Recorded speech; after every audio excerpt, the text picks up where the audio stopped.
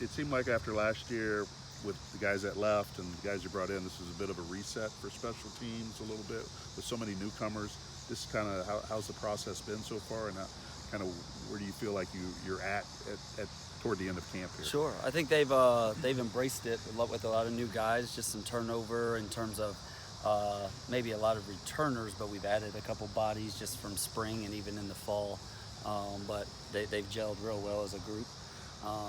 Definitely, I think they understand what our expectations are and what our standards are. And then, you know, the older guys like Nick that have been around here have done a good job of helping to communicate that and let them know that, like, last year was unacceptable, and so we're setting high standards.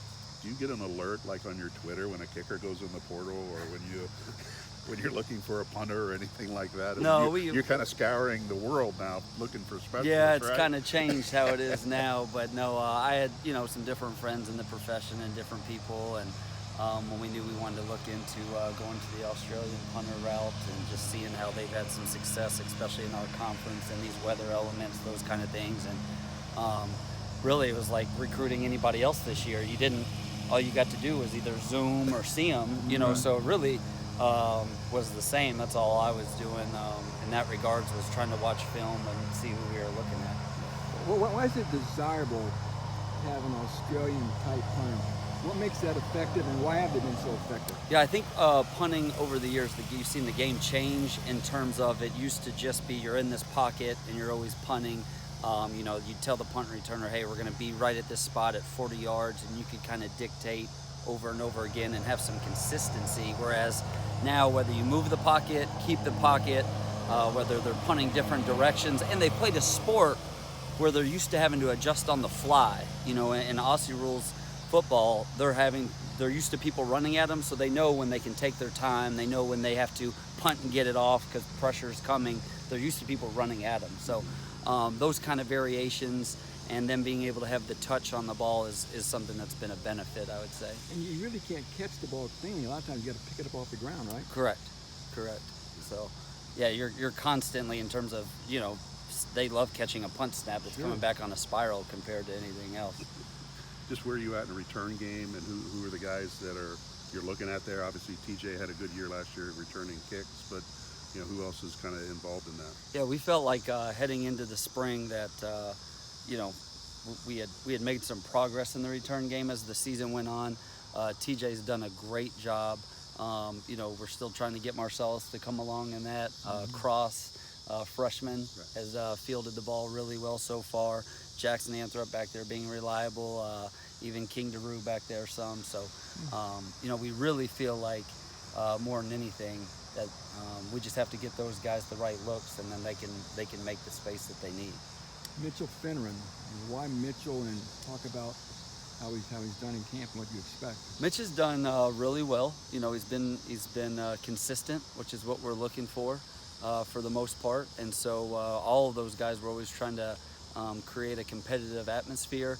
But you know, when he entered the portal, was able to talk to him, and you know, he kind of laid out what he was looking for. He's played in big games. You know, they played, I believe, at Florida State before when he was at Stanford, played at Auburn. So he wanted to embrace that environment more on a consistent basis. Felt like he, you know, was a D1 kind of guy, similar to like Chris Jefferson mindset, and just wanted to try and show that he could perform and hold his own. Very poised. He and Friel and Edward have done a great job in fall camp, really trying to be poised and embrace any of the competition that we've done. And you know, so far it's been a better fall than it has in the spring. So we definitely feel like we're heading in the right direction. Are you just going by straight numbers when you're trying to pick who's going to be your number one person, or what other criteria is going into your evaluation? So a lot of it is based still off analytics and numbers, but also op time. You know, we have to be able to make sure that thing can never get blocked.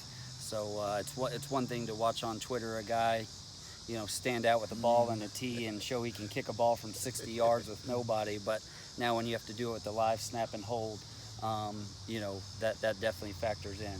And then also you're looking at, you know, ball rotation, consistency, and location pattern in terms of, is it always right down the middle? Hey, and then really we try and chart and focus on the areas where they all struggle. So it's pretty common that I'll try and do, if they have a miss, I never let them kick from the same spot twice in a row, because that's not really realistic, unless you got a penalty or something in the game. But even then, other than icing the kicker, you're hardly ever kicking from the same spot.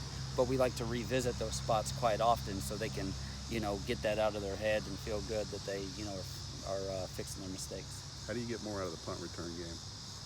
I think, to go back to the Aussie rule thing, or Aussie rule punter concept, and a lot of this now new age football is they're moving the pocket, they're trying to get the ball to hang up higher. A lot of teams are going into these crazy formations to get gunners down the field. So, the biggest thing is, number one, we're always going to make sure we get the ball back to the offense. That's our goal, So do we want to be aggressive? Yes, but not to the point that it could cost us a ball bouncing off, one of our guys' legs, or roughing the punter. So we spent a lot of time on that actually this fall camp, in terms of trying to make our 2 kick return units even more productive, and done some good competition stuff, some good drills, and really gone live on live some, so they can get a feel for making those instant decisions as the returner can get used to being in tight spaces and know when they have to just fair catch and when they need to get vertical. Is one key just not to lose field position? Yeah, I mean, punt return? Yeah, ideally, and that's the hardest part, is you get teams now that can, line drive, and they can hit it over your head if you back up, then they want to roll it. So, the key advantage to me is get the ball to the offense. We're those 2 units, kickoff return and SWAT, what we call a punt return. That's huge for us. Anything else we would say is icing on the cake. Now, we want to eliminate the roll, as much as possible, but we're also going to be smart in that regard. Hey, Marty, Louisiana's become a fertile ground for Purdue recruiting. Just talk about what that state means to Purdue from a recruiting standpoint, because you've been a big part of that. Sure. We've been hitting recruiting hard down there, and have a lot of connections in that state from when I coached at Southern University down there in Baton Rouge. My wife is from New Orleans, right there, grew up in New Orleans East, and so then when I was coaching at North Texas, was in charge of my 2 recruiting areas, were Houston and all of Louisiana. So really just tried to, when I got here, show Coach Brom and sat down with him and said, these are the kind of kids that we're looking for, and they are interested in leaving, and they do football down there year round, so it's nothing to them. They actually, if they're out here, they think this is winter, like right now, so whether they're excited, it's good elements, but really it's about relationships, like it is with any part of recruiting. But once you can get a couple guys and start to get a pipeline through there, it really can kind of feed itself.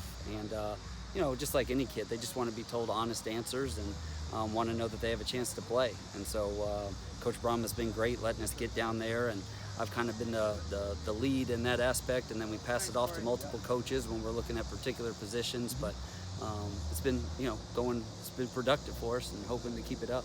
I think Jeff talked once about using more starters on your coverage units. Is that something that's going to happen? It is. And so we went back and, I did a couple different self-scouts and studies this year, and really from NFL all the way to different college Power 5 teams, was looking at, how many starters were being used and why. And, you look at different teams that either we play against or in the top 10, top 15 rankings, and you see a lot of that show up. Of course, you got to be able to be smart and be at good health. The hardest part about special teams is when your one goes down on any offense or defense, all of a sudden you're going not with the 2, because that 2 bumps up, so now you're going with a backup that's even possibly a little further down. So it's almost like a double whammy when you're on special teams. But Coach is a big believer in that, and I really think that's going to be hopefully a game changer for us. The players, in my opinion, are all bought in and love it, so that's been nice. And they're embracing it. It's when you see Cam Allen going, Coach, let's do another punt, another punt rep or another kickoff rep, or Jalen Alexander fired up when we're during special teams periods. That's when okay, we got a great culture going.